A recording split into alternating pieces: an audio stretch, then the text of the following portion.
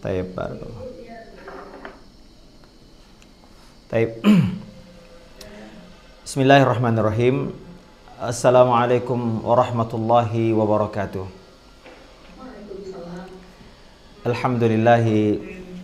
Alhamdulillahi ala ihsani wa syukru lahu ala taufiqihi wa amtinani.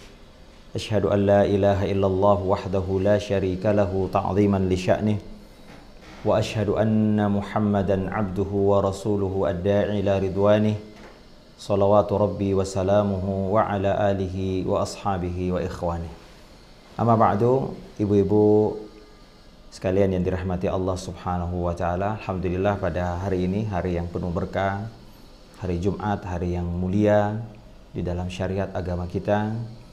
Allah tabaraka wa ta'ala memudahkan kita dengan taufik dan rahmatnya untuk berkumpul dalam rangka usaha kita untuk terus memperbaiki kebaikan di dalam agama kita yang mulia ini. Nah, ibu-ibu sekalian, berbicara masalah hati, ya, kepedulian syariat kepada hati adalah mendapatkan tempat yang sangat besar di dalam agama kita. Ya, bahkan perhatian Al-Quran terhadap kebaikan hati ini begitu besar. Ya, makanya ibu-ibu yang dimuliakan Allah Subhanahu wa taala, di dalam agama kita hati ini memiliki kedudukan yang sangat agung. Dan salah satu rahasia Allah Azza wa Jalla yang tidak ada yang bisa mengetahui kecuali Allah Azza wa Jalla. Berkata seorang penyair, lil qalbi sirrun laisa ya'rifu qadrahu illa alladhi atahu lil insan. Sesungguhnya hati itu memiliki rahasia. Tidak ada yang mengetahui rahasia itu kecuali yang telah memberikannya kepada manusia, itu Allah subhanahu wa ta'ala. Oleh karena itu banyak dalil dalam Al-Quran yang mengagungkan terhadap keagungan hati. Ada satu hadis yang kata para ulama, seandainya tidak ada dalil selain ini, maka ini sudah cukup menunjukkan bagaimana agungnya kedudukan hati. Yaitu hadis yang sering kita dengar Nabi SAW dalam hadis riwayat Bukhari dan Muslim dari sahabat An-Nu'man bin Bashir, ya, radhiyallahu ta'ala an, bahwasanya Nabi SAW di akhir hadis itu Nabi mengatakan, ala inna fil jasadi madghah, sesungguhnya di dalam jasad itu ada segumpal daging. Idza salahat salahal jasadu kullu, jika dia baik maka seluruh jasad kita akan baik. Wa idza fasadat fasadatil jasadu kullu, apabila dia rusak maka semua anggota tubuh yang lain akan rusak. Ala wahiyal qalb, kata Nabi, ia adalah hati.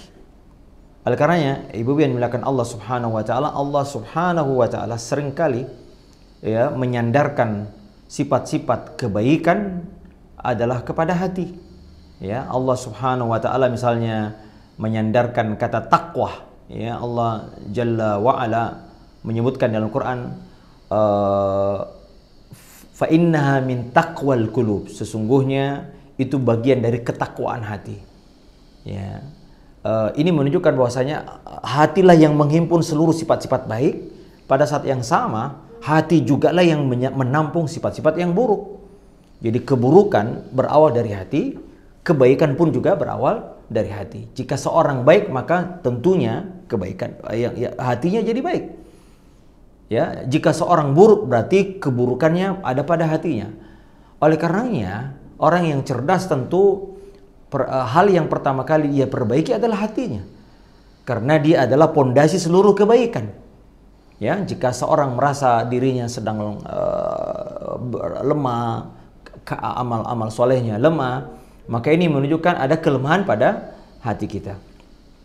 Juga misalnya Allah Ta'ala menisbatkan rasa khusyuk, tunduk, taat itu kepada hati. Kata Allah Azza wa Jalla, alam ya'ni lilladzina amanu an takhsha'a qulubuhum bidzikrillah, tidakkah telah datang saatnya orang-orang beriman khusyuk, tunduk, patuh hatinya. Jadi Allah Ta'ala menyandarkan sifat ini kepada hati. Ini menunjukkan bahwasanya hati adalah pokok kekhusyuan, pokok ketundukan. Kalau Anda ingin tunduk kepada Allah, maka yang pertama kali harus ditundukkan adalah hati kita. Takut kepada Allah asalnya adalah takut yang ada pada hati kita. Kemudian juga misalnya Allah Ta'ala menyebut hidayah dengan hati. Kata Allah Azza wa Jalla, "Wa may yu'min billah yahdi qalbah." Barang siapa yang beriman kepada Allah, Allah Ta'ala akan memberinya petunjuk kepada hatinya.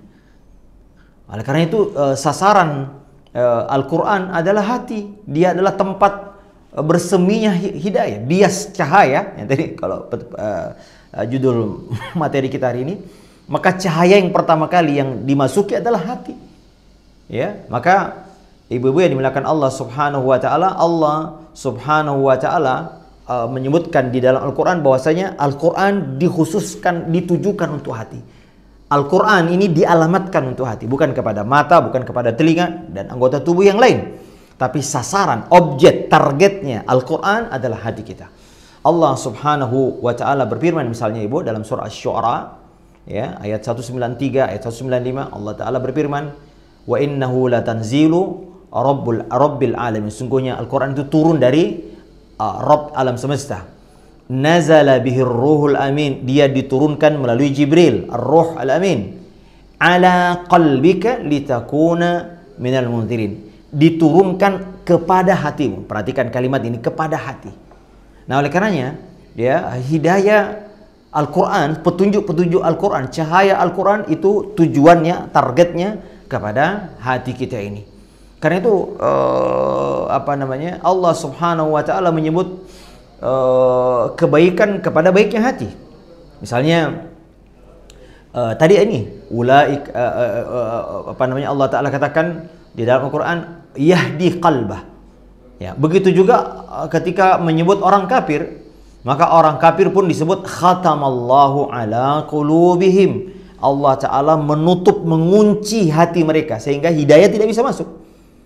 Jadi kalau Allah sudah kunci hati kita ibu-ibu, maka sebagus apapun pemberi petunjuk tidak akan. Ya, coba lihat ibu-ibu yang dimuliakan Allah Azza wa Jalla. Nabi SAW tidak bisa mengislamkan paman yang ia cintai, yaitu Abu Thalib.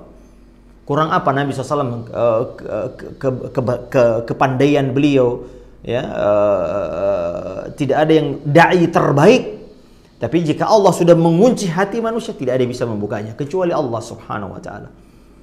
Ya, begitu juga misalnya istri Fir'aun. Bagaimana Fir'aun suaminya adalah seorang yang mengaku raja, mengaku Tuhan malah, ya, zalim, ya. Tapi Allah Ta'ala jika menghendaki membuka hati, justru istrinya, ya, itu memeluk Islam. Nah, maka ibu yang dimuliakan Allah, begitu juga penyakit-penyakit yang lain disandarkan kepada hati. Kata Allah Azza wa Jalla tentang orang munafik, fi qulubihim maradun. Ya, siapa orang munafik itu ibu-ibu? Ya, mereka yang tidak suka syiar-syiar Islam. Ya, benci, alergi terhadap orang-orang yang baca Quran, orang-orang yang menghafal Quran, dialergiin. Syiar-syiar Islam alergi. Ini kata Allah Azza wa Jalla, fi qulubihim maradun. Di hati mereka ada penyakit. Ya, ada penyakit. Maka subhanallah ibu-ibu yang dimuliakan Allah Subhanahu wa taala, maka pengaruh terbesar daripada petunjuk Allah Azza wa Jalla ini adalah kepada hati kita. Ya, kata Allah Azza wa Jalla dalam surah Qaf, "Inna fi dzalika ladzikra liman kana lahu qalbun." Ya, au alqas sam'ah wa huwa syahid. Sesungguhnya Al-Qur'an itu terdapat pelajaran, nasihat liman kana lahu qalbun, bagi mereka yang memiliki hati. Ya, siapa yang memiliki hati ini, itulah yang bisa dimasuki Al-Quran. Maka ibu-ibu yang dimuliakan Allah Azza wa Jalla, tugas kita ini adalah membersihkan hati, mensucikan hati, yang dimaksud dengan qalbun salim itu. Maka cahaya ini mulia ibu, petunjuk Allah ini mulia, maka ia tidak mungkin tersimpan di wadah yang kotor. Dia tidak akan bisa masuk di hati. Maka pembelajar seperti saya dan kita semua ini sebagai pembelajar ibu, hal yang pertama kali harus kita lakukan adalah bersihkan hati. Ya, kalau kita datang ke majelis ilmu, hati kita ada rasa sombong, rasa ujub, hasad, dengki, ngeremehin orang, nggak bakal masuk itu cahaya ibu. Maka ibu-ibu yang dimuliakan Allah Azza wa Jalla, permata emas yang ibu-ibu miliki, tentu ibu akan simpan di wadah yang terbaik. Tidak mungkin di kantongan plastik bu. Maka wadahnya Al-Quran, kebaikan hidayah itu adalah hati kita ini. Al-ilmu fis sudur, kata para ulama, ilmu itu wadahnya di hati. Tempatnya di hati, maka ia tidak akan masuk, ia tidak akan menetap di hati yang banyak kotorannya. Nah, hati yang bersih seperti apa? Itulah hati qalbun salim.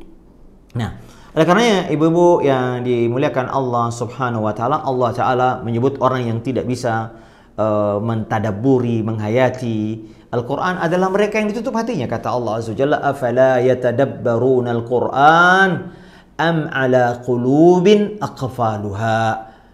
Ini Allah Ta'ala mensifati orang munafik. Kenapa mereka tidak mau mentadabburi Al-Quran? Kata Allah Azza wa Jalla, ataukah hati mereka sudah terkunci? Ataukah hati mereka sudah terkunci? Kalau kita sering duduk di majelis ilmu, ibu, tapi kok kayaknya nasihat nggak masuk, ilmu itu nggak susah masuk, baca Quran nggak ngepek, ya, sholat nggak terasa ada feel-nya, nggak ada gregetnya, baca Quran ya biasa-biasa aja. Karena ada masalah di hati kita, ibu. Nah, karena itu, ibu, pangkal dari seluruh kebaikan adalah, makanya Allah Ta'ala bersumpah di dalam Al-Quran tentang jiwa ini yang harus dibersihkan, yaitu hati, ya. Karena ibu-ibu yang dimuliakan Allah Subhanahu wa Ta'ala, ada perkataan para ulama yang sangat indah. Mereka mengatakan al-ilmu innamal ilmu an khasyatillah. Kata mereka, di antaranya ucapan Abdullah bin Mas'ud radhiyallahu ta'ala, sesungguhnya ilmu itu adalah adanya rasa takut di dalam hati, bukan dengan banyaknya hafalan, bukan dengan banyaknya gelar kita, ibu. Tapi ilmu diukur dengan apa? Adanya kekhusyuan, rasa takut kepada Allah Subhanahu wa ta'ala. Juga Allah Ta'ala berfirman, ibu-ibu, dalam Al-Quran surah Al-Ankabut ayat 49, bal huwa ayatum bayyinatun fi suduril ladzina utul ilm. Al-Quran itu adalah ayat-ayat yang jelas, ya, di dalam dada orang-orang yang berilmu. Ya, di sini Allah Ta'ala menyebutkan di dalam dada orang-orang yang berilmu. Ya, makanya ibu yang dimuliakan Allah Subhanahu wa Ta'ala, Al-Quran terjaga di dalam dada. Ya, dimudahkan pada lisan untuk membacanya. Nah, maka menjaga kesucian hati ini sangat penting, ibu. Kenapa? Karena kesucian hati adalah pokok kebaikan, cahaya, petunjuk itu. Nah, karena ibu yang dimuliakan Allah Subhanahu wa Ta'ala, pada kesempatan ini kita akan mencoba berbicara tentang hati. Karena hati ini, ibu-ibu, subhanallah, memiliki urgensi yang kuat, perhatian. Makanya Nabi Ibrahim alaihi salam pernah berdoa, ya, di dalam Al-Quran, ya, kata Allah Azza wa Jalla mengabadikan doanya Nabi Ibrahim alaihi salam dalam surah Asy-Syu'ara, ibu. Apa doanya Nabi Ibrahim? Ini kekasih Allah, Khalilur Rahman. Nabi Ibrahim berdoa dalam surah Asy-Syu'ara ayat 87, 88 sampai 89, yang ini menjadi ada kata-kata qalbun salimnya, bu, ya. Yaitu Allah Ta'ala, Nabi Ibrahim mengatakan, wala tukhzini yauma yub'atsun. Ya Allah, jangan kau hinakan aku di hari dibangkitkannya manusia. Yauma la yanfa'u malun wala banun. Hari di mana tidak ada manfaatnya, tidak ada gunanya harta dan anak-anak. Apa yang paling bermanfaat pada hari itu, ibu? Kata Nabi Ibrahim dalam Al-Quran ini, illa man atallaha biqalbin salim. Kecuali yang datang kepada Allah Azza wa Jalla di hari kiamat nanti membawa hati yang salim, yang selamat. Oleh karenanya, ibu-ibu hadirin dimuliakan Allah Subhanahu wa Ta'ala, apa saja perkara-perkara yang bisa merusak hati, dan juga bisa, ini panjang, ya, kalau kita mau bicara tentang itu. Namun ibu-ibu yang dimuliakan Allah Subhanahu wa Ta'ala, hatilah yang menjadi tempat terpaparnya segala fitnah, ya. Ya, jadi semua kebaikan, keburukan itu yang ditarget adalah hati. Maka ada hadis Nabi SAW dari sahabat Hudzaifah radhiyallahu ta'ala an tentang hati ini, ibu. Perhatikan baik-baik, makanya jagalah hati kita, ibu, karena ini hadis ini mengatakan, Nabi SAW mengatakan, tu'radul fitanu 'alal qulubi kal hasiri 'udan. Fitnah itu segala hal yang bisa menjerumuskan, baik syubhat maupun syahwat. Jadi pokok fitnah yang bisa merusak agama kita, yang menjerumuskan kita ke dalam dosa dan maksiat adalah dua, yaitu fitnah syahwat dan fitnah syubhat. Fitnah syahwat adalah fitnah yang fitnah perut, ya, dan fitnah kemaluan. Adapun fitnah syubhat itu fitnah pemahaman yang menyimpang. Nah, yang dipapar adalah hati kita, ibu-ibu sekalian. Maka Nabi SAW mengatakan fitnah itu akan terpapar pada hati manusia yang ibarat bagaikan tikar yang dijalin. Ibu-ibu mungkin orang tua kita dulu kalau bikin tikar ya itu dijalin saking kuatnya ibu ya. Jadi hati kalau sudah terpapar syahwat atau syubhat, dia akan seperti ikatan tikar yang sudah diikat dengan kuat sehingga susah ya. Nah itu ya, fa ayyu qalbin usyribaha, maka hati yang dihinggapi fitnah. Ini hinggap fitnah maksudnya dia hinggap seperti spon Bu ya. Spon itu menyerap fitnah itu. Dia melihat sesuatu yang menyenangkan syahwatnya, melihat aurat katakanlah ibu ya, lalu tiba-tiba kemudian mata itu mengirim ke hati, maka hati itu menangkap spon. Nah, maka apa kata Nabi SAW? Nukitat fihi nuktatun sauda, maka hati itu akan terlekat bintik-bintik hitam.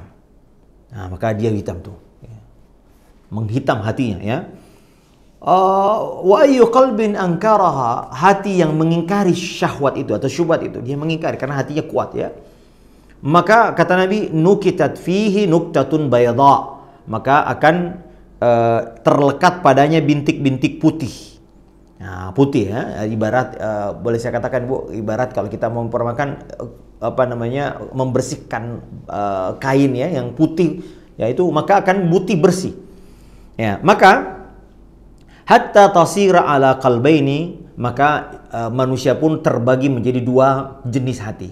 Apa itu? Kata Nabi SAW, ala abyad mithlas safa fala tadurruhu fitnatun madamatis samawati wal, yaitu hati yang pertama adalah hati yang putih cemerlang bagaikan batu yang licin yang tidak bisa membahayakan baginya fitnah. Hati yang kuat Bu, seperti batu. Jadi fitnah itu enggak, ibarat ada fitnah masuk, ada godaan masuk, dia mental. Kenapa? Kuatnya hati kita. B-nya. Yang kedua, wal akhar aswadun murbaddan kalkuzin mujakhiyan la ya'rifu ma'rufan wa la yunkiru munkara illa ma usyriba bin hawahu. Sedangkan hati yang lain adalah hitam seperti wadah ya, tembaga yang berkarat. Seperti apa Bu ya, kalau kita masak ada itu Bu, tempat masak itu kalau goreng-goreng itu di bawahnya itu ada hitam kuat besar. Maka hati ini Ibu, hati yang tidak bisa mengenali kebaikan dan tidak bisa mengenali kemungkaran. Hati ini Bu, kalau sudah berkarat seperti ini Bu, kita permisif ya, permisi terhadap maksiat, enggak apa-apalah ya. Ya, tidak mengenal kebaikan, tidak bisa membedakan mana yang baik dan mana yang buruk. Hatinya condong kepada keburukan. Ya, illa ma usyriba min hawahu, kecuali sesuatu yang diserap oleh hawa nafsunya. Maka ibu-ibu yang dimuliakan Allah Subhanahu wa taala,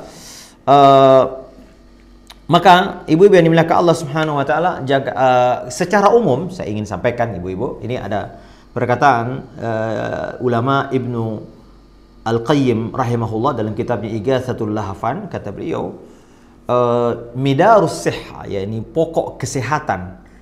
Jadi poros kesehatan, pokok-pokok kaidah kesehatan itu tidak lepas dari 3 kaidah. Baik kesehatan badan maupun kesehatan hati. Ya, jadi maksudnya beliau bahwasanya terapi hati sama dengan terapi fisik. Dokter hati sama dengan dokter jasmani. Ini kaidah kekuatannya, kaidah terapinya begitu.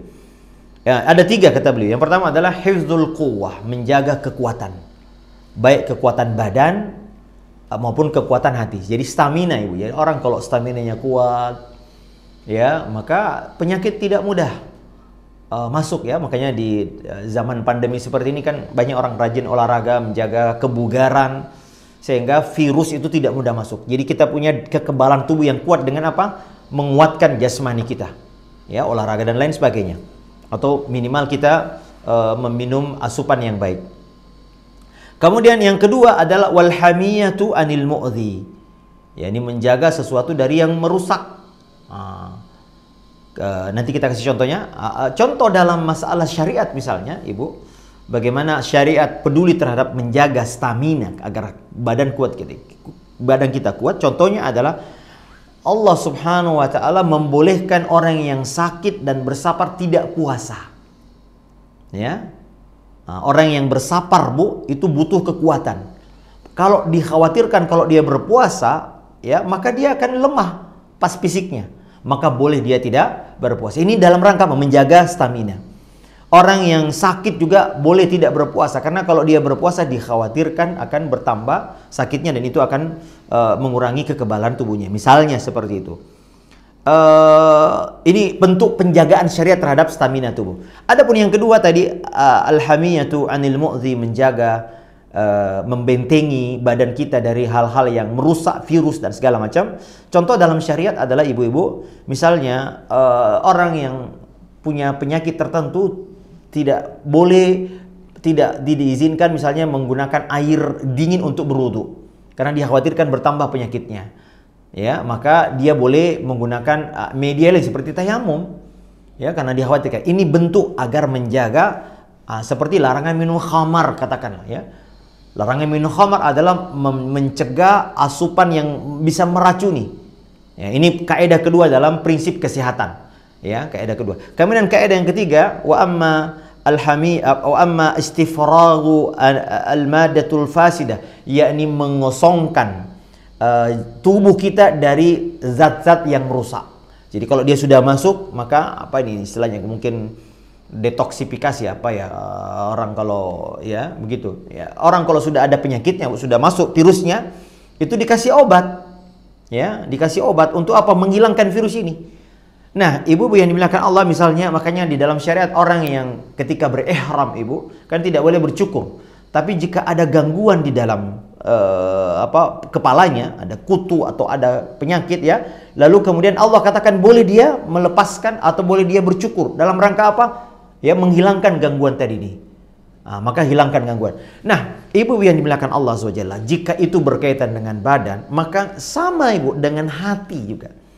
Hati ini perlu dengan terapi seperti ini. Ya, agar dia menjadi salim. Salim itu artinya apa sih, Bu? Salim itu artinya selamat dari segala penyakit. Bahasa Indonesia ini selamat, salim, ya. Salim itu selamat dari apa? Dari segala yang bisa merusak. Ya, ini namanya salim. Qalbun. Nah, apa yang merusak hati? Nah, tadi ini sudah kita katakan. Mari kita lihat, Ibu, apa saja hal yang berkaitan dengan ini, Ibu? Coba mari kita lihat. Ya, yang pertama, Ibu, penting menjaga stamina hati, gizi hati, kekuatan hati. Ya, hifzul quwa. Hati ini harus selalu sehat agar apa, Ibu? Apalagi zaman kita sekarang, Ibu, zaman fitnah. Syahwat begitu mudah orang berinteraksi dengan syahwat. Kita buka HP, tinggal ketik ini, situs mudah sekali. Ya, media sosial kita banyak wanita-wanita yang joget-joget, ada TikTok, ngeluarin lidahnya, ya, macam-macam, ya, sehingga orang mudah melampiaskan syahwatnya. Ya, maka ini semua harus dijaga. Ya, maka ibu-ibu yang dimuliakan Allah Azza wa Jalla, apa yang dilakukan santri kami kemarin yang viral sekali ini kemarin adalah bentuk menjaga hati agar tidak mendengar hal-hal yang bisa merusak hafalan Quran mereka. Tadi saya katakan dalam pengantar, Quran itu ada di dada. Inna fi dzalika ladzikra. Al-Quran itu adalah peringatan liman kana lahu qalbun, bagi mereka yang punya hati. Maka Al-Quran itu wadahnya hati. Maka hati ini nggak boleh, maka dia harus sehat. Santri kami, ya, harus kuat hatinya. Dari apa? Dari syubhat, syahwat. Maka kami di sini tidak ada HP, tidak ada TV. Nah, maka ketika mereka keluar kemarin vaksin, ketika mereka mendengar suara spontan. Kami tidak anarkis, kami tidak suruh panitianya. Pokoknya kita toleransi lah kepada mereka yang suka musik. Maka spontan anak-anak kami. Kenapa? Menjaga hati mereka. Kalau mereka mendengar suara-suara yang lain, nanti Al-Quran akan keluar. Ya, Al-Quran tidak akan bisa bersatu dengan selain Al-Quran. Apalagi nyanyian-nyanyian yang jorok, nyanyian-nyanyian orang-orang kafir yang bisa merusak hati. Maka Al-Quran tidak bisa masuk. Maka ini bentuk penjagaan. Ya, qadarullah viral, ya ibu-ibu. Kami sebetulnya bukan yang memviralkan, ya. Ini ada orang lain yang mungkin merasa itu bagus. Dia ambil dari grup WhatsApp kami ini hanya 16 orang, hanya pengurus saja, para guru-guru di situ. Tapi qadarullah ternyata mungkin ada hikmahnya, ya. Ada hikmahnya, dan alhamdulillah kami banyak didukung oleh banyak majelis ulama, Ya, dan juga apa itu banyak ormas Islam yang mengatakan ini adalah memang bentuk penjagaan kepada santri-santri penghafal Quran yang memang mereka harus terjaga hatinya. Sama dengan kita, Ibu, hati ini harus dijaga. Apalagi zaman sekarang, ya. Ya, apalagi sekarang kita ada medsos. Dulu orang apa namanya, Bu, kalau mau gibah harus keluar. Ya, mau ngobrol, mau apa ngerumpi begitu harus janjian dulu. Yuk kita kumpul. Sekarang bisa dengan online. Orang gibah online bisa. Ini semua bisa merusak hati. Maka seluruh bentuk kebaikan, ketaatan seperti zikir, ibadah, ya, baca Quran, mentadaburinya, menuntut ilmu, itu gizi hati, Ibu. Hati ini kalau enggak dia akan lemah, Ibu. Ibarat badan, Ibu. Kita enggak makan yang baik nih. Ya, enggak pernah kita makan sayuran, enggak pernah minum vitamin, enggak pernah makan buah, loyo. Maka hati, Bu, lebih membutuhkan daripada badan. Kalau sakit badan kita katakan ya mudaratnya ada, tapi tidak besar. Tapi kalau hati yang rusak, hati yang sakit, Bu, maka dia bisa masuk neraka. Dia tidak bisa, kalau hati rusak, Bu, dia tidak bisa membedakan kebaikan dan keburukan. Sama dengan, Bu, kita kalau sariawan, tidak bisa membedakan mana manis, mana pahit. Ya, tidak bisa membedakan. Maka begitu juga hati kita, Ibu. Maka Ibu berusaha, Ibu, ya, pintu hati itu mata, telinga, ya, lisan, ini pintunya ini. Makanya sering ngobrol, pudulul kalam, terlalu berlebihan dalam ngobrol, ngerumpi ini, itu bisa merusak hati. Ya, terlalu banyak melihat, terlalu banyak mendengar, itu bisa merusak hati. Sekarang ini ibu-ibu, ya, kita ini terlalu banyak informasi yang kita tidak butuhkan masuk. Ya. Artis mau cerai, ya, aduh, semua dia pemain bola yang mana, berapa golnya. Ya, informasi dulu kita baca koran sekali seminggu. Mungkin di kampung saya dulu, Bu, sekali seminggu kan kami baca koran. TV nggak ada, hanya koran saja. Kita nggak, orang tua kita dulu nggak bodoh-bodoh amat. Ya, bahkan mereka masya Allah terjaga hatinya. Makanya pirasatnya tajam orang-orang tua kita dulu. Kenapa pirasatnya tajam? Karena hatinya nggak pernah lihat bioskop, nggak pernah nonton TV, nggak pernah nonton drama Korea, nggak pernah nonton acara gosip. Ya, ini sekarang kita ini, Bu, sibuk ngurusin orang lain. Ini yang merusak hati kita. Hati ini wadahnya terlalu banyak hal yang dia pikirkan yang bukan tidak berkaitan dengan kebaikan, ketaatan kepada Allah Azza wa Jalla. Sehingga semua masuk. Itu merusak hati. Informasi semua kita baca. Ya, hal-hal gosip rumah tangga orang lain semua kita baca. Apalagi kalau ibu punya akun, ya, medsos, ya, mulai IG, semua tuh dilihat, semua orang yang tidak bermanfaat ada ini, TikTok semua kita lihat, FB kita lihat. Yang ini bukan urusan kita. Aib orang lain kita urusin. Kata Nabi SAW, "Alaika bi khasati nafsik." Kalian hendaknya sibuk mengurusi urusanmu. Urusan rumah tangga kita, anak kita, cucu kita, kita urusin, Bu. Suami kita urusin. Kewajiban kita kepada Allah, kita urusin. Masih banyak Al-Quran. Ada 6.200 sekian ayat yang belum kita baca. Ada hadis yang ribuan jumlahnya belum kita baca. Ya, banyak urusan. Tapi hati ini menjadi, makanya hati ini mudah stres sekarang hari ini, Bu. Dulu orang tua kita nggak pernah stres. Kenapa? Di kampung tinggal. Walaupun sekarang juga kampung sudah masuk internet, ya. Semua informasi yang kita tidak butuhkan kita baca. Ya, dulu kami waktu di pesantren, Ibu, 6 bulan sekali pulang. Peristiwa 6 bulan diceritain cuma 15 menit semua kelar. Ya, ini sekarang tiap hari ada 50 grup WhatsApp, Bu, ya.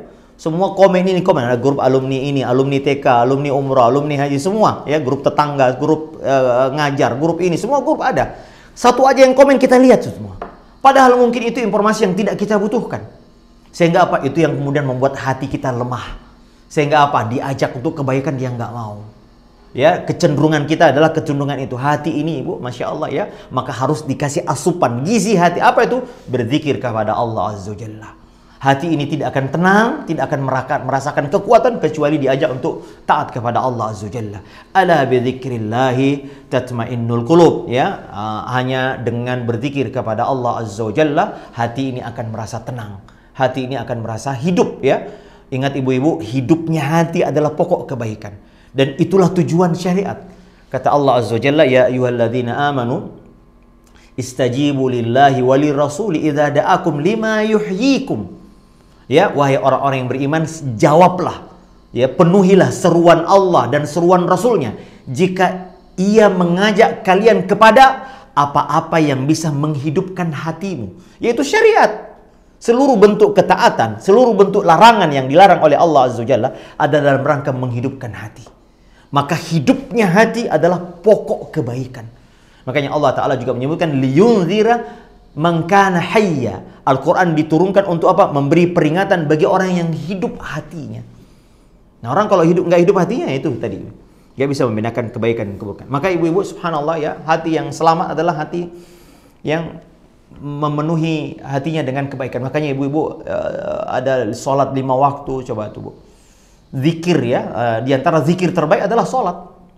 Ya, karena mengumpulkan seluruh bentuk-bentuk zikir hati, zikir lisan, zikir anggota badan.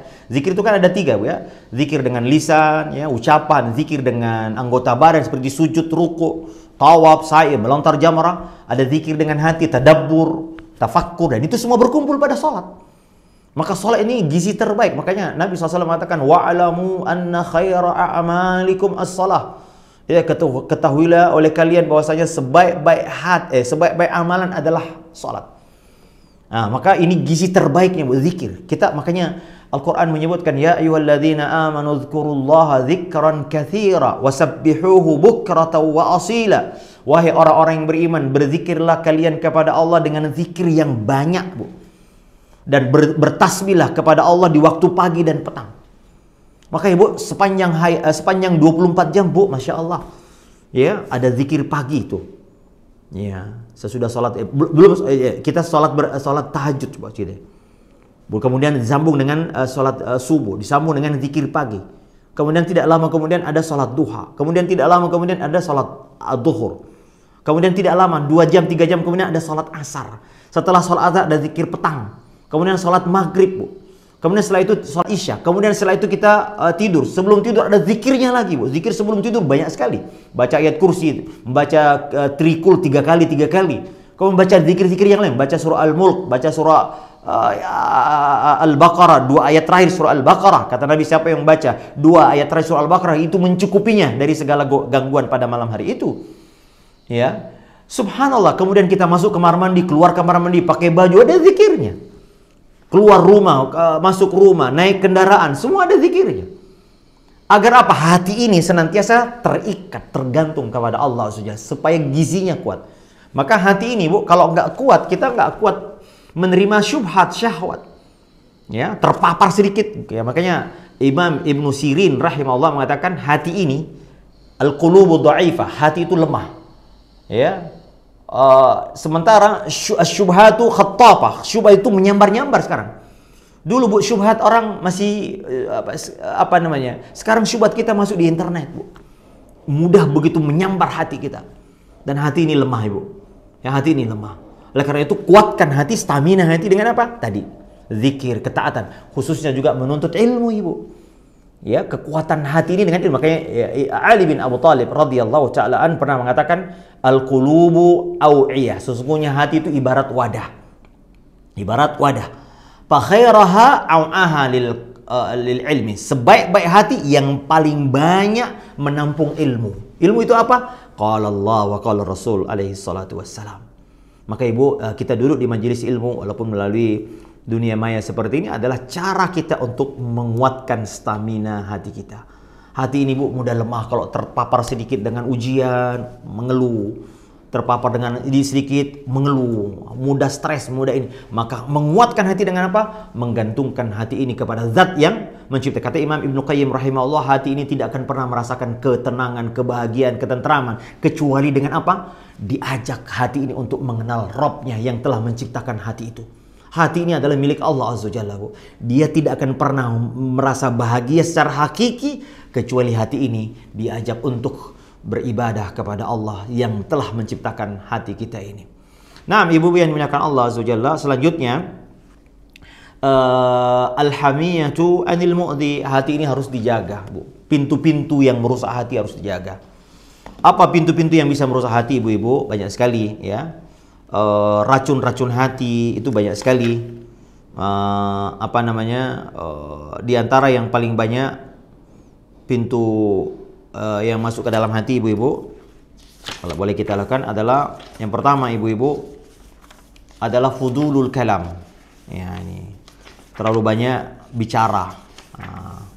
Sebab-sebab yang bisa merusak hati itu. Nah, ini fudulu al kalam, ngobrol. Makanya Allah Ta'ala katakan, la khaira fi katsirin min najwahum. Tidak ada kebaikan pada sebagian besar pembicaraan manusia. Tuh, Allah sudah sebutkan bahwa sebagian besar omongan kita itu nggak ada manfaatnya. Kecuali siapa? Man amara bi sadaqatin au bi ma'rufin au islahin bainan nas. Kecuali orang yang mengajak kepada sedekah, mengajak kepada yang ma'ruf dan mendamaikan urusan manusia. Ya, selebihnya adalah, Bu, Masya Allah. Ini lisan ini, Bu, bisa bermata dua, bisa mengajak kita kepada kebaikan, tapi juga sarana untuk masuk neraka. Ya, maka Nabi SAW mengatakan, innal abda la yatakallamu min kalimatin. Kata Nabi SAW, ada orang yang berbicara dengan satu kalimat, la yulki laha balan. Ia tidak peduli kalimat itu, saking ringannya menurut dia. Tapi kalimat itu adalah kalimat yang dibenci oleh Allah, min sakhatillah, yahwi biha fi nari jahannam. Maka gara-gara kalimat itulah dia masuk neraka. Sering kita bicara yang kita mungkin anggap biasa kalimat itu. Ya, tapi konsekuensi kalimat itu adalah mendatangkan kemurkaan Allah, yang gara-gara kalimat itu kita masuk neraka. Kata Nabi SAW, sebagian besar manusia masuk neraka gara-gara lisannya. Kata Nabi SAW, aktsaru khataya bani adamah fi lisani. Sebagian besar dosanya anak Adam datang dari lisannya.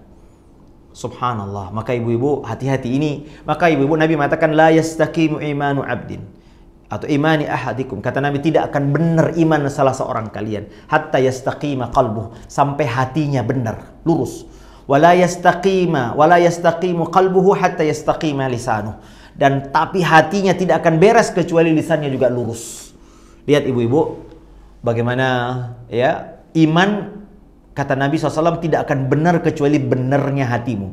Dan benarnya hati adalah dengan apa? Menjaga lisan kita. Pokok kebaikan urusan dalam agama ini adalah menjaga lisan kita. Pokok keselamatan adalah menjaga lisan kita. Nabi SAW pernah mengajarkan Mu'adz bin Jabal, wahai Mu'adz, manusia sebagian digeret masuk neraka gara-gara lisannya. Fahal yakubun nasu ala manakhirihim illa hasaidu alsinatihim. Wahai Mu'adz, sungguh sebagian besar manusia digeret masuk neraka sebagian besar karena masalah lisan mereka. Maka ibu-ibu apa yang sering kita omongin itu yang mempengaruhi hati kita. Hati ini ibarat wadah, ibarat cerek, Bu. Mulutnya adalah lisan kita. Ya, maka ibu-ibu, makanya Allah Subhanahu wa taala menyebutkan dalam Al-Qur'an, ya ayyuhalladzina amanu taqullaha wa qulu qawlan sadida yuslih lakum a'malukum. Wahai orang-orang yang beriman, bertakwalah kalian kepada Allah Azza wa Jalla dan berkatalah yang benar, maka Allah Ta'ala akan perbaiki amal-amal kalian. Maka ibu, Masya Allah ibu, ya, ini orang banyak menganggap sepele masalah ini. Ya, menjaga lisan ini pokok kebaikan. Maka Nabi pernah mengatakan, Nabi pernah ditanya oleh sahabat Mu'adz bin Jabal, ya Rasulullah, apa amalan yang bisa masukkan surga? Kata Nabi, syahadat. Kata Nabi, salat. Kata Nabi, puasa. Kata Nabi, haji, zakat. Kemudian salat malam. Kemudian puasa sunnah. Kemudian bersedekah. Ya. Kemudian Islam. Kemudian macam-macam. Ya, seluruh kebaikan disebutkan Nabi. Lalu Nabi mengatakan, maukah aku beritahu engkau, wahai Mu'adz, apa yang bisa mengikat, menghimpun seluruh kebaikan tadi? Apa kata Nabi? Amsik kuffa anka hadza. Jaga lisanmu ini. Subhanallah. Maka ibu-ibu ya, ini yang bisa merusak hati ya. Ya. Maka ibu-ibu juga termasuk fudulul mukhalatah, terlalu banyak berinteraksi dengan orang.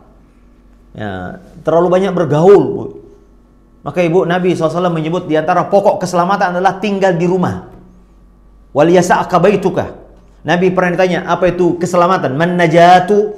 Nabi mengatakan 3. Sumber keselamatan dunia dan akhirat. Kata Nabi yang pertama, amsik alaika lisanak. Hendaklah engkau menjaga lisanmu. Tahan lisanmu dari komentar. Apalagi sekarang, Bu ya, medsos nih, orang komen ini, komen ini, komen itu. Bayangkan, Bu ya. Ya, nyinyir ini, nyinyir itu, ya. Yang tidakkah mereka tahu bahwasanya semua yang kita tulis sama dengan ucapan, ya, itu akan dimintai pertanggungjawaban. Wa ma yalfizu min qaulin illa ladaihi raqibun atid. Tidaklah mereka mengucapkan sesuatu kecuali ada catatannya. Dan itu akan ada hisabnya di hari kiamat. Maka ibu, perusak hati itu betul-betul ini, Bu ya, lisan. Kemudian jangan banyak bergaul, Bu. Terlalu banyak bergaul, terlalu banyak ini. Yang pergaulan ini kadang-kadang banyak basa-basinya. Sehingga habis waktu kita untuk bergaul ini. Sehingga apa, Ibu, yang dibilang? Merusak hati kita. Teman ini macam-macam. Persahabatan macam, ada yang seperti racun, ada yang seperti vitamin, ada yang seperti virus, ya. Yang kalau kita berinteraksi, bersahabatlah dengan yang seperti vitamin. Para ulama, para ustazah, orang-orang yang berilmu, yang soleha. Sehingga ketika kita bergaul dengannya, kita kecipratan. Ada vitamin ya. Jangan yang ada virusnya, Bu. Yang kalau kita bergaul, kita akan terkena syubhatnya. Atau apalagi yang ada racunnya, Bu. Itu bisa mematikan hati kita. Apalagi manusia ini mudah terpengaruh dengan lingkungannya. Fudulul mukhalat. Makanya Nabi mengatakan yang kedua apa tadi pokok keselamatan setelah lisan, wal yasa'ka baituka. Hendaklah engkau betah tinggal di rumahmu, Bu. Sebagian ulama mensyarah hadis ini maksudnya adalah jangan kepo dengan urusan orang. Ya, sibuk, Bu, dengan urusan rumah tangga kita yang udah banyak, Bu. Ya, rumah tangga kita ini dibersihkan, dirapikan, anak, cucu dilihat urusannya, bagaimana suami kita diurusin. Jangan sibuk urusin artis. Ya, yang viral-viral semua diurusin, Bu, ya. YouTuber diurusin semua. Dia lagi naik rumahnya, dia masuk rumah baru, beli rumah baru, beli mobil baru, kita urusin semua. Kita kasih subscribe, sakit like semuanya. Urusan kita banyak, kewajiban kita kepada Allah apakah sudah sempurna atau tidak? Kewajiban kita kepada kewajiban syariat yang mewajibkan kita, misalnya kewajiban kepada suami, Bu. Sudahkah kita sudah menjadi istri yang baik, melayani suami dengan baik? Ya, sudahkah kita hati suami redho kepada kita? Karena Nabi mengatakan surgamu, nerakamu ada pada keredoan suamimu. Lihat bagaimana kedudukanmu di hati suamimu. Itu surgamu atau nerakamu. Urusin rumah tangga kita, Bu. Jangan kepo dengan urusan rumah tangga orang lain. Aib kita banyak. Kemudian yang ketiga kata Nabi apa? Wabki ala khati'atik. Hendaklah engkau banyak menangis atas kesalahan dan dosamu. Jangan tangisi orang lain. Jangan sibuk aib orang lain. Aib kita ini banyak, Bu. Aib kita ini, dosa kita ini banyak. Itu saja belum tentu kita mendapatkan ampunan dari Allah Azza wa Jalla. Makanya banyak menangis, menyesali masa lalu kita. Daripada, bukan berarti kita nggak boleh kepo orang lain. Ya, makanya Nabi dalam surah Al-Asr Allah Ta'ala menyebutkan urutannya. Illal ladzina amanu wa amilus shalihat wa tawasaw bil haqqi wa tawasaw bis sabr. Sebelum menasihati orang lain, kita perbaiki ilmu dan iman amal kita dulu. Kita perbaiki ilmu kita, amal kita, perbaiki diri kita. Setelah itu kita perbaiki orang lain. Wa tawasaw bil haqqi wa tawasaw bis sabr. Nah, ini ibu-ibu yang dimuliakan Allah SWT. Ini semua bisa racun hati. Ya, terlalu banyak grup. Ini grup ini, ada akun ini, ada akun itu. Waduh ya. Ada TikToknya, ada IG-nya, ada IG-nya, ada macam-macam, Bu. Di situ ada ini, ada itu. Masya Allah, Ibu ya. Itu merusak hati kita. Ya, kita nggak rugi kalau nggak punya yang kayak gitu-gitu. Kecuali Ibu ada di situ ada channel-channel Islami yang syar'i yang bisa kita belajar, boleh. Ya, cuman kalau sudah masuk di situ kadang-kadang kita tergoda ya. Lihat ini, lihat itu, ya. Ada channelnya artis-artis terkenal yang kadang-kadang tidak ada faedahnya kalau kita ikuti. Tidak ada faedah-faedah syar'i yang meningkatkan ketakwaan kita kepada Allah Azza wa Jalla atau meningkatkan keterampilan hidup kita dalam mencari rezeki misalnya, tidak ada. Kecuali hanya sekedar ya kepo aja, ya. Kemudian juga ibu-ibu, apa yang merusak hati adalah terlalu banyak melihat. Ya, ini fudulun nazar, ya. Masya Allah ibu-ibu ya, apalagi sekarang mata ini adalah jendela hati. Dari mana datangnya lintah, dari sawah turun ke kali, ya. Dari mana datangnya cinta, dari mata turun ke hati. Makanya ibu hati-hati dengan mata ini. Surah An-Nur, Bu, ayat 30-31 itu ada perintah Allah kepada kita mukmin laki-laki dan mukmin perempuan untuk menahan pandangan, menahan sebagian pandangan. Setelah surah itu, setelah ayat itu ada ayat berikutnya tentang hati, cahaya. Ya, ini kan bias cahaya hati kan, Bu ya. Kita sekarang ada bias. Dalam surah An-Nur, Ibu, coba perhatikan surah An-Nur itu, Bu. Allah Ta'ala berbicara tentang cahaya. Nurun ala nur. Ya, mari kita lihat ya, surah An-Nur adalah surah yang ke-24. Ayat 30, Bu, itu. Nah, ayat 35-nya itu Allah Ta'ala berbicara tentang cahaya. Cahaya di atas cahaya. Allahu nurus samawati wal. Allah Ta'ala pemilik cahaya langit dan bumi. Mathalu nurihi kamishkatin fiha misbah. Perumpamaan cahayanya seperti lampu yang di dalamnya ada cahaya. Nah, ini ibarat Ibu, cahaya Allah adalah hati kita. Cahaya lagi adalah Al-Quran. Maka Allah Ta'ala kan cahaya di atasnya. Orang yang beriman itu bercahaya. Lalu kemudian ditambah cahaya Al-Quran berupa ilmu Al-Quran. Maka ibarat cahaya yang kuat. Cahaya ditimpa cahaya lagi. Nah, sebelumnya Allah Ta'ala di ayat 31-nya Allah Ta'ala berbicara tentang masalah mata. Kata para ulama, apa kaitannya mata dengan cahaya di hati kita? Sangat berkaitan. Karena mata ini adalah yang bisa memasukkan cahaya kepada hati. bisa mematikannya dan bisa menghidupkannya. Ya, makanya hidupnya hati ini juga mata. Maka Nabi SAW, ini coba ini mata kita ini fudulun nazar, melihat ini, melihat itu, melihat ini, apalagi ada tontonan Bu ya, melihat ini, melihat itu, melihat dosa, melihat maksiat, itu akan merusak, mempengaruhi lemahnya hati kita. Ya Ibu ya, maka hati-hati dengan pandang lihat kemewahan. Makanya Allah Ta'ala katakan wala tamuddanna 'ainaka ila ma matta'na. Jangan kalian membelalakkan matamu kepada apa kenikmatan yang kami berikan kepada orang kafir. Mata'un qalil, itu hanya kesenangan sesaat. Kita kadang-kadang lihat Bu ya di viral rumahnya yang crazy rich ini ya. Kadang orang-orang kaya ini lihat, wow rumahnya naik jet pribadi. Kadang-kadang hati kita Bu lemah jadi ngeliat. Makanya Nabi SAW mengatakan lihat yang di bawahmu, jangan lihat ke atas. Kalau sering melihat ke atas kita susah bersyukurnya Bu. Nah maka dengan melihat ke bawah hati kita ini Bu akan terpelihara ya. Kekuatan hati adalah dengan menjaga pandangan. Di antaranya ada yang disebut dengan firasat. Nabi SAW mengatakan takutlah engkau dengan firasatnya orang beriman. Apa itu firasat Bu? Ya kekuatan hati. Bukan ilmu ini, bukan ilmu tahayul, ilmu nujum. Tapi orang kalau bersih hatinya Bu, firasatnya juga tajam. Ya, nah, maka orang-orang tua kita dulu rata-rata berfirasat yang tajam. Kenapa? Tidak ada kayak kita sekarang lihat nonton bioskop, nonton ini, nonton itu, melihat dosa, maksiat, lihat aurat, berlezat-lezat melihat aurat. Ini yang banyak terjadi Bu. Ya iklan, nonton TV, melihat aurat. Begitu juga ibu-ibu ya. Ibu-ibu juga melihat aurat laki-laki. Ya, bukan hanya laki-laki melihat. Makanya ada seorang wanita mengatakan, "Ya Rasulullah, dia kan buta. Boleh nggak saya kata Nabi SAW, dia buta tapi kau tidak buta." Maksudnya Nabi SAW, syahwat itu bukan hanya laki-laki melihat perempuan, tapi perempuan melihat laki-laki juga. Maka Nabi mengatakan, kamu tidak buta kan? Berhijablah dari dia.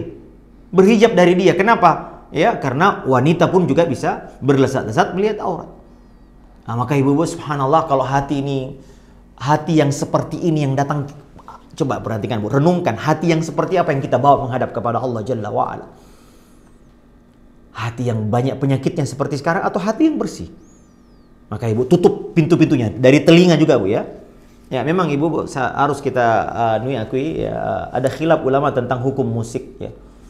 Ya, ada khilaf dan ini kita harus toleran terhadap pilihan-pilihan masing-masing. Ya, pendapat yang kuat ya memang 4 mazhab mengharamkannya, tapi masya Allah sebagian besar orang Indonesia kaget ya. Makanya viralnya santri kami ini juga ada hikmahnya. Kemudian perbincangan tentang hukum musik jadi heboh kan. Ya, akhirnya banyak ulama kemudian turun menyampaikan bahwa ini adalah masalah yang memang sudah ada sejak zaman dulu. Imam Syafi'i mengharamkan, Imam Ahmad mengharamkan. Namun ada ulama-ulama lain yang mungkin yang membolehkan. Silakan dengan rincian loh ya. Ya, namun masya Allah ibu ini melalaikan hati. Ya, Nabi SAW pernah kalau melewati seruling Bu ya. Ya, Nabi menutup telinganya seperti itu. Demikian Ibnu Umar radhiyallahu taala anhu meriwayatkan bahwa saya pernah melihat Nabi SAW ketika mendengar suara seruling ditutup telinganya. Ya, karena membicarakan gosip, mendengar ini, mendengar ini, hati telinga ini Bu langsung ces masuk ke hati kita. Ya. Kalau mendengarkan Quran, aduh ya itu yang harus kita menghidupkan hati. Tapi kalau mendengarkan ya, subhanallah. Taib, ibu-ibu yang dimuliakan Allah Azza wa Jalla. Sampai jam berapa Bu Andi? Tabe.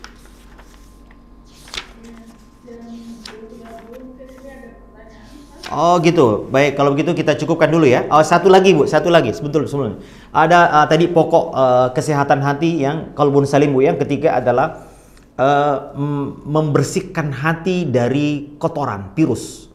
Istifragu anil madatil fasida, mengosongkan hati dari bagaimana caranya Ibu? Hati yang sudah terlanjur rusak, mungkin kita ini dulu pernah berinteraksi dengan maksiat kemudian mempengaruhi hati kita. Nah, hati ini Ibu, makanya hati Ibu kalau diajak beribadah kepada Allah dia lemah, diajak sholat tahajud susah, diajak ngaji ngantuan, diajak ikut majelis ilmu capek, baca Quran cepat ngantuk, karena hati kita ini banyak dosanya. Kenapa mata kita ini sulit? Karena mata ini tidak pernah beribadah kepada Allah Azza wa Jalla. Maka ibu-ibu bersihkan dia hati kita ini. Dengan cara apa? Dengan taubat dan istighfar. Rasulullah SAW saja Ibu beristighfar sampai 100 kali. Padahal Allah Ta'ala jamin dia dari dosa. Ma'asum beliau. Tapi beristighfar. Di antara penjelasan ulama kenapa beliau beristighfar ada dua. Pertama, mengajarkan umatnya. Yang kedua, beliau istighfar bukan dari dosa, tapi dari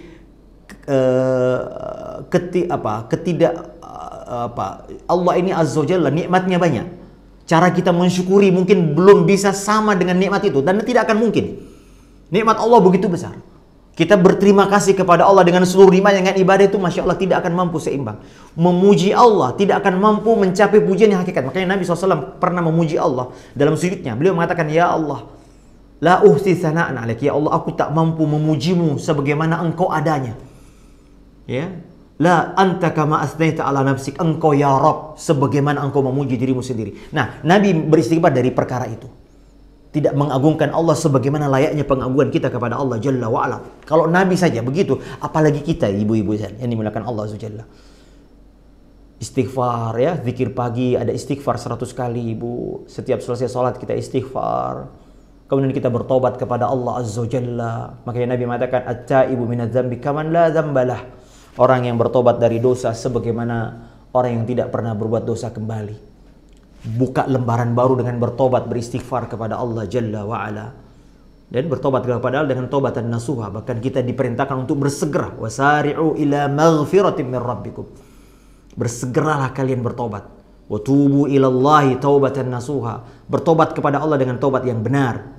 Fafirru ilallah, segera kembali. Allah menggunakan kalimat lari, kembali berlari, segera pulang kepada Allah Azza Jalla, bertobat kepada Allah Azza Jalla. Ini semua akan membersihkan hati kita. Nah, hati inilah yang ibu nanti yang akan dilihat oleh Allah Azza Jalla. Jangankan di akhirat, di dunia saja Allah Ta'ala melihat kita. Inna Allah la yanzur ila suwarikum wala ila ajsadikum walakin yanzur ila a'malikum wa qulubikum. Kata Nabi SAW, Allah tidak melihat penampilan lahiriamu, tapi Allah Ta'ala menatap hatimu dan amal-amal kamu. Di hari kiamat apalagi?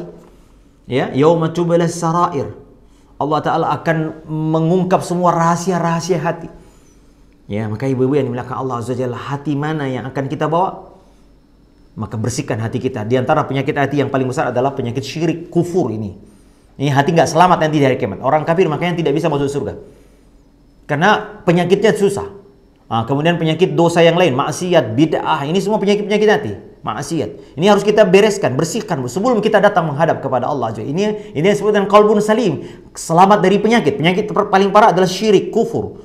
Penyakit bid'ah, mengamalkan amalan yang tidak ada contohnya dari Nabi SAW. Kemudian dosa dan maksiat, baik dosa besar, baik dosa kecil, apalagi dosa besar. Tinggalkan semua. Selamatnya hati itu, penyakit hati, hasad, dengki, ghibah, ini semua penyakit hati. Maka hati inilah yang akan ditatap oleh Allah Azza Jalla, dan hati inilah yang akan menghadap kepada Allah Subhanahu wa Ta'ala. Baik ibu, ini yang dapat kami sampaikan. Mudah-mudahan ada manfaatnya. Saya mohon maaf mungkin tidak bisa banyak pertanyaan ibu-ibu ya. Bu Andi mohon maaf karena saya ada kegiatan setelah ini, kegiatan di pesantren. Naam. Satu aja Ustaz. Oh iya, silahkan ibu-ibu. Iya. Jadi pertanyaannya Ustaz, hatinya baik maka semuanya baik. Naam. Bagaimana dengan orang yang Allah berikan cacat fisik? Apakah itu berarti hatinya tidak baik? Nah, itu pertanyaannya Ustaz. Berkaitan dengan ini Ustaz, ada salah satu umat sedang mengikuti kajian ini Ustaz. Masya Allah diberikan ujian oleh Allah beberapa waktu belakangan ini, ada tumor di kepalanya dan sudah diambil. Syafahullah. Diberikan tidak ada kelihatannya hilang. Insya Allah itu mungkin dalam rangka Allah menjaga matanya begitu Ustaz. Mohon diberikan kekuatan beliau dan kita semua. Barakallahu fiik Bu. Yang Ustaz sampaikan bahwa hati yang selamat itu adalah yang akan dibawa oleh orang untuk dalam apa ketika menghadap Allah Subhanahu wa Ta'ala. Mohon pencerahan Ustaz dan kekuatan bagi kita semua agar supaya kita bisa menjaga hati kita di dalam kehidupan kita sehari-hari, banyak fitnah kesalahan. Nanti mohon bantuan Ustaz untuk dengan doa. Baik Bu. Barakallahu fiik. Barakallahu Ibu. Jazakillah khairan atas pertanyaannya. Semoga Allah Ta'ala memberkahi Ibu yang bertanya dan juga memberikan banyak kebaikan dan keberkahan kepada Ibu yang sedang tertimpa musibah. Ibu, yang dimaksud dengan kebaikan hati bukan berkaitan dengan fisiknya tubuh kita. Maksudnya baiknya hati akan berpengaruh kepada kebaikan amal-amal soleh yang dilakukan oleh amalan tubuh kita, amalan anggota badan yang lain. Tapi bukan berarti kalau hatinya baik, kemudian kok ada fisik cacat, ini tidak ada hubungannya dengan itu. Kenapa? Betapa banyak ibu orang yang Masya Allah ya, Allah uji dengan ketidaksempurnaan fisik, tetapi justru Allah Ta'ala muliakan di sisi Allah Azza wa Jalla. Ada sahabat Abdullah bin Jamuh, pincang ibu ya. Kemudian ketika dia ikut perang Uhud, kata beliau, ya Rasulullah, saya pincang, bolehkah saya berjihad? Boleh. Apakah nanti kaki saya ini akan sempurna? Kata Nabi, iya. Kalau begitu beliau berperang. Lihat ibu yang dimuliakan Allah Azza wa Jalla, banyak ada ulama-ulama yang Allah Ta'ala cabut penglihatannya, tapi mereka mulia di sisi Allah Azza wa Jalla. Karena Allah Ta'ala tidak, tadi Nabi mengatakan, Inna Allah la yanzuru ila suwarikum wala ila ajsamikum. Allah enggak menatap penampilan lahirmu, Allah tidak melihat tubuhmu, tapi yang Allah lihat adalah keadaan hatimu. Maka ibu-ibu yang dimuliakan Allah Azza wa Jalla, ya, Allah tidak melihat penampilan kita ini. Makanya pakaian kita ini penting, Bu, tapi yang lebih penting adalah bagaimana menata hati kita. Tapi kalau baiknya hati, insya Allah berpengaruh pada cara kita berpakaian, cara kita berbicara. Ya, maka pokok kebaikan adalah kebaikan hati. Itu ya, intinya. Pokok kebaikan adalah perbaiki hati. Kalau hati baik, Bu, insya Allah, maka berpengaruh pada amal-amal soleh yang lain. Karena hati ini yang beriman. Hati yang kafir, yang menolak keburukan, menolak cahaya hidayah adalah hati. Yang menerima juga hati.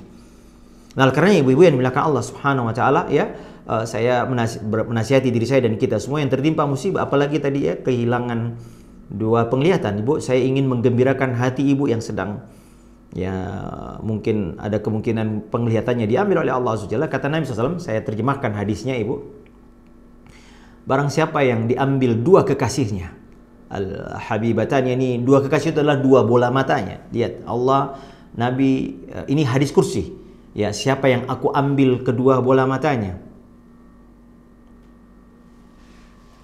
Nah, masih bisa kedengaran, Bu? Halo?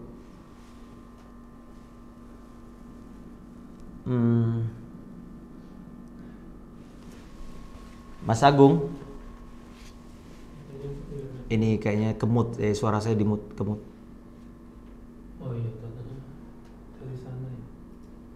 Baik, Ibu-ibu, apa masih bisa didengarkan? Ya. Taib, maaf. Koneksi internetnya agak sedikit bermasalah tadi. Mohon maaf Ibu. Kata Nabi SAW, kata Allah Azza wa Jalla dalam hadis kursi, Ibu, siapa yang aku ambil kedua matanya, maka dia bersabar, maka gantinya adalah surga, Ibu. Subhanallah.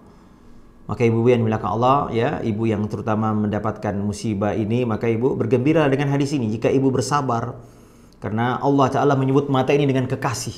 Begitu indahnya, begitu besarnya nikmat mata ini bisa melihat ibu. Sampai Allah Ta'ala menyebut sebagai kasih kita, ya. Tapi jika ibu bersabar, ya, atas penyakit ini, maka Allah Ta'ala akan menjamin surga bagi ibu. Ada seorang wanita di zaman Nabi SAW, ada penyakit juga, Bu. Dia minta, ya Rasulullah, sembuh, doakan saya agar bisa sembuh. Doakan kepada Allah. Kata Nabi, aku doakan atau kau bersabar dan bagimu surga. Wanita yang mulia ini mengatakan, aku pilih surga ya Rasulullah. Dia memilih bersabar, Bu. Ya, pilih bersabar, Bu. Maka ibu, dunia ini hanya sementara. Ya, inilah negeri darul bala, negeri ujian. Ya, adapun di akhirat adalah negeri balasan. Kita tidak lama, penderitaan kita nggak lama, Bu. Paling lama setahun, 2 tahun. Ya, dan insya Allah Ta'ala penderitaan kita masih dalam batas kemampuan kita. Allah Ta'ala tidak memberi musibah kecuali batas kemampuan kita. Bahkan Nabi SAW mengatakan, jika Allah mencintai seorang hamba, Allah Ta'ala akan mengujinya. Jika dia melihat imannya lemah, maka dia cabut itu ujian. Tapi kalau Allah Ta'ala melihat iman kita kuat, maka Allah tambah musibah itu. Karena dengan musibah Allah Ta'ala membersihkan dosa-dosa kita. Dalam hadis yang lain Nabi mengatakan, SAW, tidaklah seorang terus mendapat musibah demi musibah, kecuali Allah Ta'ala akan membersihkannya sampai ia datang menghadap kepada Allah. Laisa lahu khati'ah. Dia tidak lagi punya dosa dan maksiat di sisi Allah Azza wa Jalla.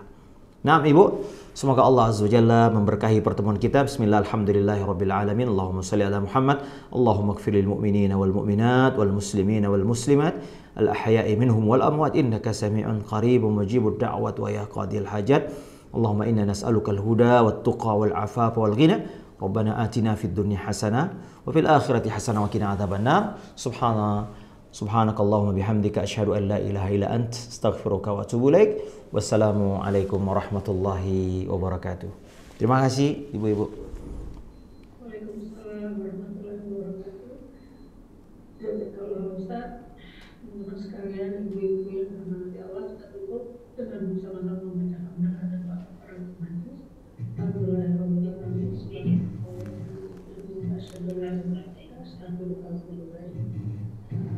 Assalamualaikum warahmatullahi wabarakatuh. Waalaikumsalam.